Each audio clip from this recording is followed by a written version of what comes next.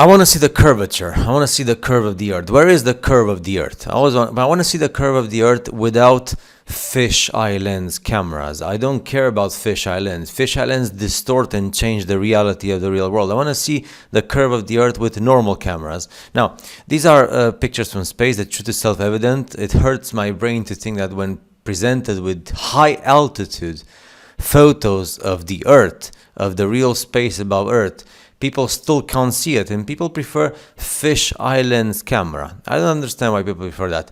So anyway, you see the crepuscular rays of the sun in an angle. They're convergent lines. So beautiful to see the convergent lines of the sun. And you see pictures on top from high altitude balloons. We don't live on a spinning ball, spinning in space with curved water on the exterior of the spinning ball sphere. And everybody knows this. And if you look at these high altitude photos and videos, the good ones, the real ones, they're done with cameras that do not have fisheye lens. There are cameras with fisheye lens which are useless, and there are cameras, normal cameras, that show the reality of the real world just like we see it with our own human eyes. No curvature and no curvature. It's so deep and dark. Actually, there are some of the old rich people who went into these expeditions with the private companies and corporations into space. They paid lots of hundreds of thousands of dollars to go there. And when they came down, they said they were so shocked about the blackness. First, it's super quiet. So quiet that you go into either full meditation mode or full depression mode. And then they said, oh, it's so black, so dark. And you can only see the light, which is the sun, which of course Vibes of Cosmos explains what the sun really is. The blackness beyond, the blue of the sky is an interaction of the electromagnetic field with the noble gases.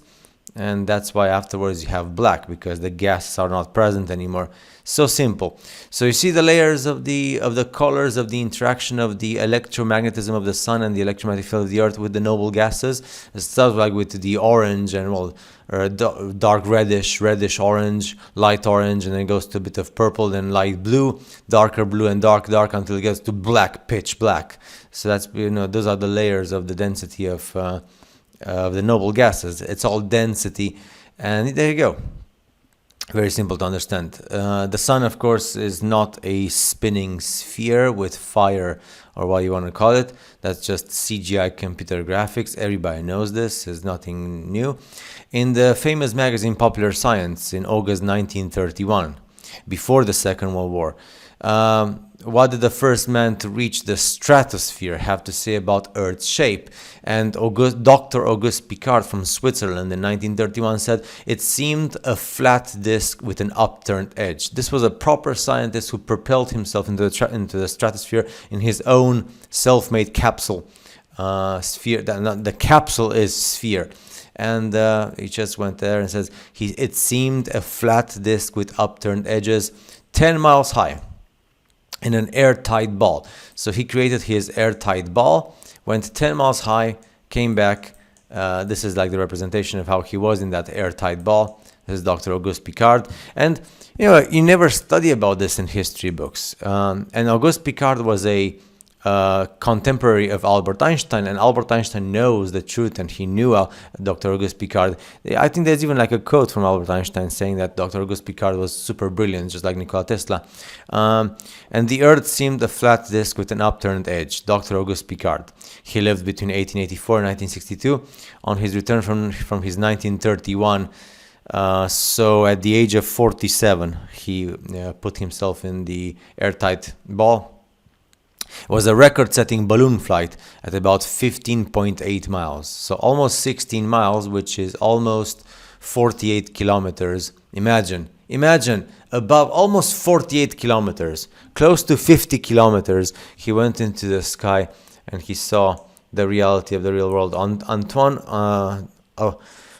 Antoine Piccard was a Swiss physicist, inventor, and explorer known for his record-breaking hot air balloon flights with which he studied Earth's upper atmosphere. He was the first man in history, at least in our modern history, not modern, in our after reset history, to reach the stratosphere and record what he saw, the flat Earth itself. This is an amazing scientist, and amazing scientists, they don't get the money from the Rockefellers or Rothschilds or like the all the people who finance. You see, Dr. Auguste Piccard with all the scientists and Albert Einstein.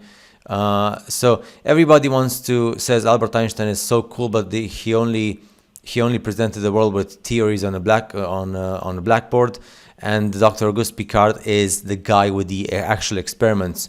What the first man saw at a height of almost 16 miles, or 48 kilometers. Oh, sorry. Is it 16 miles? I'm sorry. Not 48 kilometers. 1 mile is 1.6 kilometers. So 20 miles would be 32 kilometers. So it's less than 30 kilometers. My apologies, because 1 mile is 1.6 kilometers. So, yeah. I don't know. I was thinking about a mile being 3 times. Sorry. So yeah, 1 mile is 1.6 kilometers. So you just multiply 16 miles with 1.6 kilometers, and that's it. My bad. And this is like the contemporary picture: Albert Einstein with Dr. Auguste Piccard. Now remember, these guys, with their like fancy societies and stuff, the ether of the Earth and the electromagnetic field and energy was pure science until the 1920s. And during the 1920s, they gathered together and said, "Oh, ether is a fantasy," and that's it. So then they just deleted. And of course, Auguste Piccard and some others like I think Marie Curie as well, and other people who were around. They were good scientists, but the big majority were just financed by you-know-who, so yeah.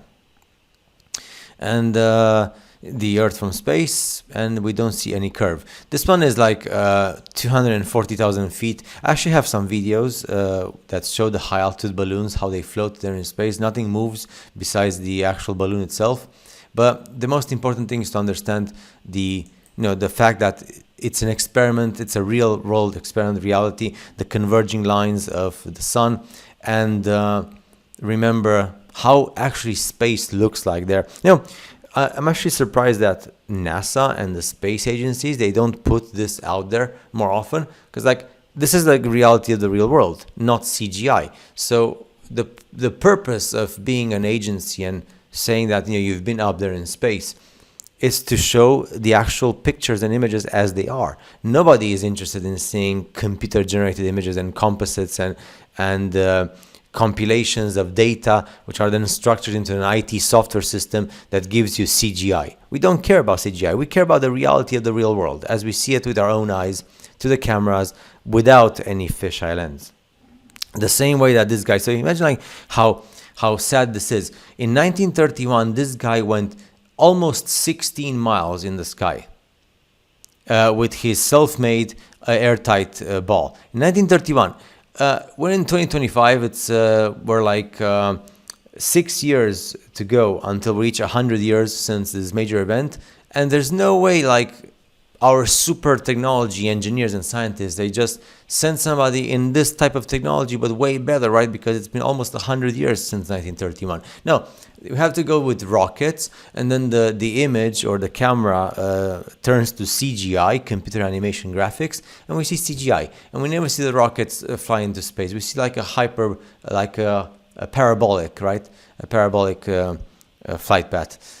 And it's like, come on, like if this guy in Switzerland in 1931 managed to do this, then of course we have better technology to do this, right? And there's no need to use fisheye lens. Don't use fisheye lens. Just use the reality of the real world. See you in the next video.